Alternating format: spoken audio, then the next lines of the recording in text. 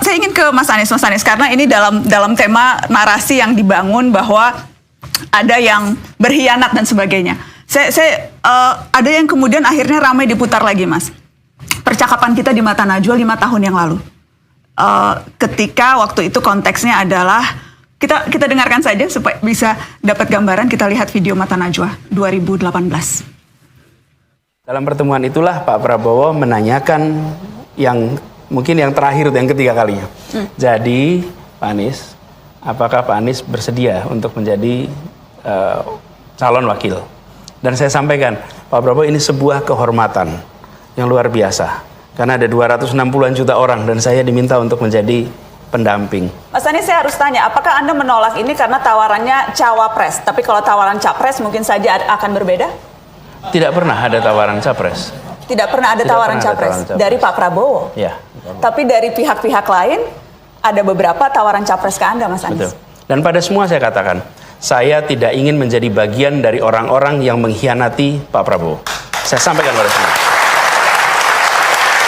Tidak. Begitu Pilpres selesai, saya bertemu dengan Pak Prabowo dan saya sampaikan kepada Pak Prabowo, saya sampaikan pertama, mission accomplished. Tugas yang dititipkan kepada saya untuk di Jakarta dari PKS, dari Gerindra telah saya laksanakan dan alhamdulillah mission accomplished. That's report number 1.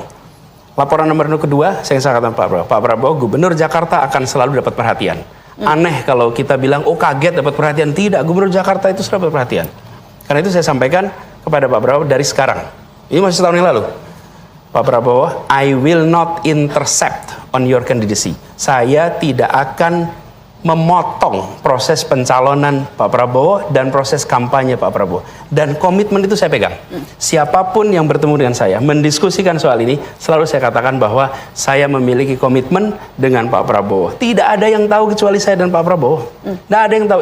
Yang lain dengar ceritanya aja. Jadi Mas Anies, Anda mengiyakan bahwa memang tawaran-tawaran maju itu berdatangan? Berdatangan, tapi saya selalu katakan pada semua, meskipun tidak ada saksi dalam pertemuan itu, tapi kata-kata saya diingat oleh Pak Prabowo dan diketahui tentu oleh banyak orang, tapi saya sampaikan kepada semua, saya pegang itu. Jadi, ketika ada yang datang mendiskusikan, saya sampaikan, selama ini ada Pak Prabowo, saya tidak mau memikirkan, not even thinking. Mas, statement itu kemudian disebutkan itu Anda mengkhianati Pak Prabowo, karena tadi Anda menyebutkan selama Pak Prabowo ada dalam pencalonan, kurang lebih gitu, Anda tidak akan intercept. Ya. Itu ada timeline waktunya, ada expiration time-nya kah ketika Anda menyebutkan komitmen itu? Iya, kalau ini saya ditawarin makan, nggak mau makan, saya kenyang. Apa kemudian seumur hidup saya kenyang? Ya pada saat ini, saya katakan saya kenyang, itu kira-kira. Ya, analogi aja. Nah, apa yang saya sampaikan pada saat itu tahun 2019. 18. Ya? Oh, 18, maaf, tahun 2018. Nah, pada saat itu saya belum bertugas 1 tahun di Jakarta. Jadi, tadi saya menyebutnya selesai Pilpres, sebetulnya maksudnya selesai Pilkada. Selesai Pilkada, saya sampaikan Pak Prabowo bahwa saya akan fokus di Jakarta 5 tahun. Jadi, ketika setahun kemudian saya diundang menjadi cawapres, diundang menjadi capres, saya katakan tidak. Ketika jadi cawapres, saya bilang sama Pak Prabowo bahwa saya berjanji 5 tahun di Jakarta, dan Pak Prabowo mengatakan itu. Jawaban saya itu sama Pak Prabowo dikatakan kalau tidak salah pada saat beliau mau mencalonkan. Di rekaman yang sama pada malam itu, waktu Nana tanya, itu saya ditunjukkan waktu itu rekamannya Pak Prabowo di Masjid Sunda Kelapa pada saat beliau akan maju mendaftar. Saya akan minta produser, boleh tolong produser dicek supaya nanti saya akan bisa kita lihat juga. Boleh diteruskan dulu Mas Anies? Ya, jadi ada di bagian awalnya bahwa Pak Prabowo menyebut Anies berjanji 5 tahun di Jakarta. Oke? Dan kemudian itulah yang saya sampaikan bahwa selama 5 tahun saya akan fokus di Jakarta. Saya tidak tahu apa yang terjadi kemudian. Ya inilah yang menjadi komitmen kami. Jadi kami ingin memastikan bahwa apa yang dilakukan oleh semua pendukung untuk kerja di Jakarta jangan ditinggalkan. Dan Pak Prabowo ini akan maju Pilpres tahun 2019. Yang kita semua tahu beliau akan maju. Jadi saya katakan saya tidak akan mengintercept pencalonan Bapak. Tahun 2019 besok. Selesai. Jadi itu semua sudah ditunaikan. Jadi tidak ada yang dikhianati. Ini adalah satu komitmen menuntaskan kerja di Jakarta, tidak akan belok dari tugas di Jakarta, dan saya tunaikan tugas ini hingga selesai. Saya mau cek, apakah produser Mata Najwa sudah menemukan cuplikan itu? Boleh tolong diputarkan? Itu sebetulnya kami minta. Tadi beliau mengatakan beliau sudah akan sumpah 5 tahun. Beliau harus setia kepada sumpahnya kepada rakyat dan sebagainya, ya kan? Ini yang Anda maksud, Mas Anies? Ya, jadi ketika kita berbicara itu konteksnya 5 tahun kemarin. Bahwa saya berkomitmen untuk di Jakarta, saya tidak akan kemudian mengkhianati komitmen saya. Komitmen saya juga Pak Prabowo, bahwa 5 tahun saya akan di Jakarta dan itu saya selesaikan. Jadi ini menurut saya agak terlalu jauh kalau kemudian dinyatakan sampai kapanpun tidak akan bersedia dicalonkan. Nah, sekarang juga saya tidak mencalonkan diri. Saya sedang bertugas di Jakarta, dicalonkan oleh partai yang pada saat pilkada juga tidak mendukung saya. Yang mendukung saya adalah PKS. Dan sejak kemudian dicapreskan oleh Nasdem, apakah sudah sempat bertemu dan berbincang dengan Pak Prabowo? Belum. Saya waktu itu menyampaikan permintaan untuk berjumpa, belum dapat waktu.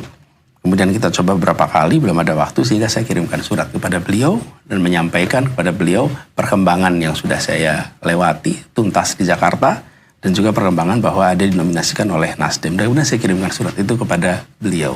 Bagaimana Anda menggambarkan hubungan Anda dengan Pak Prabowo sekarang? Saya hormat pada Pak Prabowo. Pak Prabowo adalah pribadi yang memiliki kecintaan pada Indonesia yang luar biasa. Dan saya akan selalu hormati beliau. Baik. Nah, saya ingin catatan kemarin, termasuk yang kasus yang kemarin disebutkan terkait peristiwa beberapa hari ini. Peristiwa beberapa hari ini, kalau kita perhatikan, sudah terjadi itu ketidaksepakatan. Nama yang saya usulkan sudah, yaitu nama yang tersedia satu nama. Tapi terjadi ketidaksepakatan antar partai. Bahkan di ujung sudah dikatakan, deh silakan Demokrat bisa mengeksersis opsi apapun. Jadi pada saat itu saya sudah di dalam situasi di mana utusan saya sendiri mengatakan, Mas, ini artinya Mas bisa nggak berlayar hari Selasa pagi. Dan saya katakan, sudah kita serahkan pada Allah. Bila memang Allah takdirkan untuk berlayar, insya Allah berlayar. Ada caranya yang kita nggak tahu. Bila Allah takdirkan tidak berlayar, insya Allah itu yang terbaik untuk kita. Dan dua-duanya pada saat itu diam.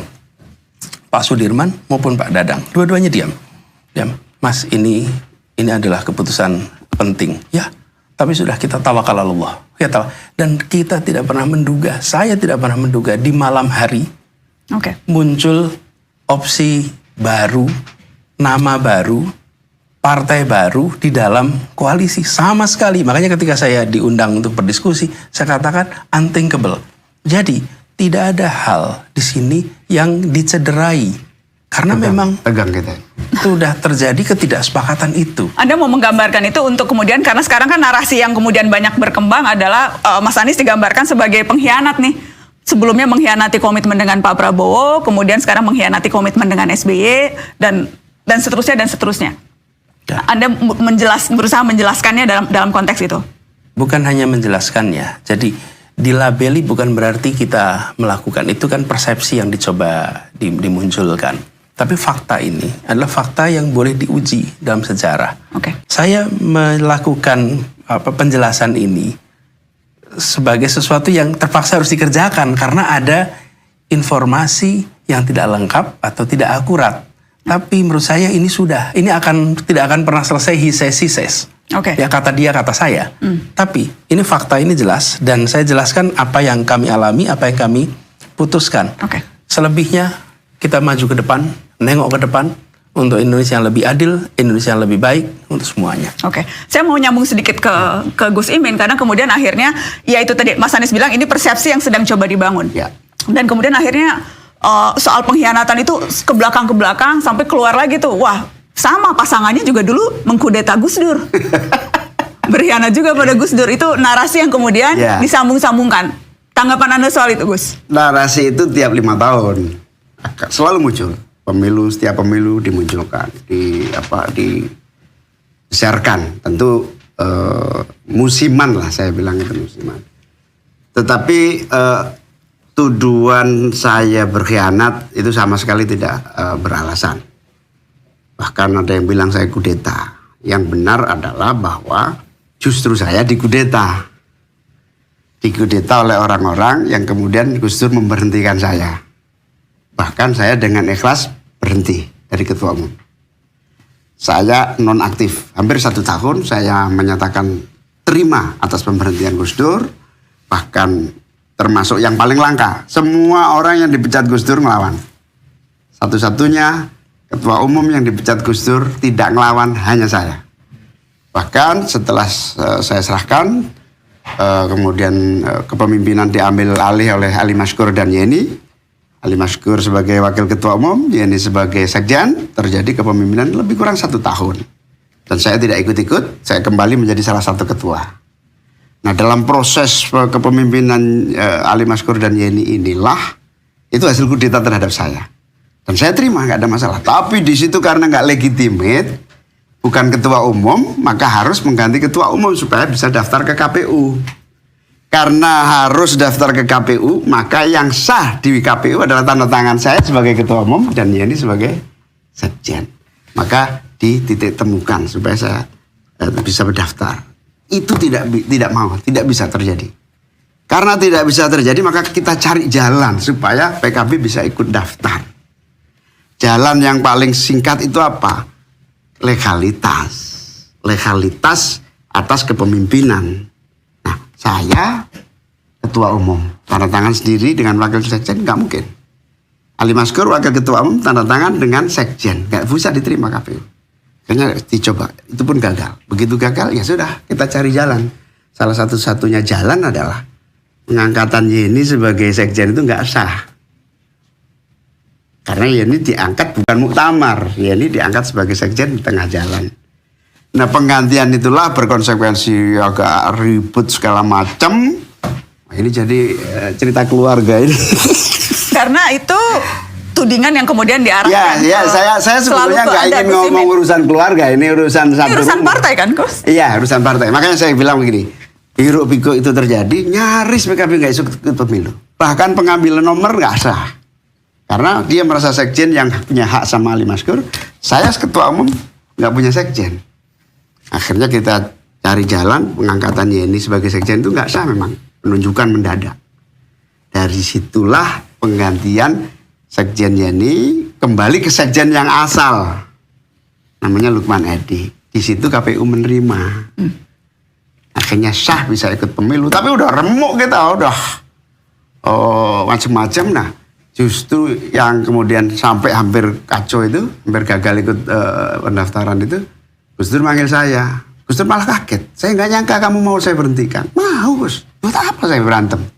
Capek. Sudah berkali-kali kita ini berantem. Ya sudah, kamu bikin surat pengunduran diri sekarang. Saya, ini sudah ada draftnya. Siap, saya tanda tangan. Saya tanda tangan surat pengunduran diri agar semua smooth. Apa yang terjadi? Semua orang belum tahu. Surat pengunduran diri yang sudah disiapkan Gus Dur, saya tanda tangani agar bisa jalan di KPU. Saya kasih kepada Gus Dur. Apa yang terjadi, Gus Dur? Luar biasa. Surat saya terima, men, tapi tolong kamu sendiri yang simpen. Nanti kamu keluarkan kalau benar-benar saya membutuhkan. Sampai hari ini tidak pernah diminta Gus Dur, surat itu ada di tempat saya. Ini behind the sign yang sesungguhnya itu ini. Sehingga alhamdulillah bisa lolos ikut pemilu. Masih ada surat itu, Gus? Ada, masih ada sampai sekarang.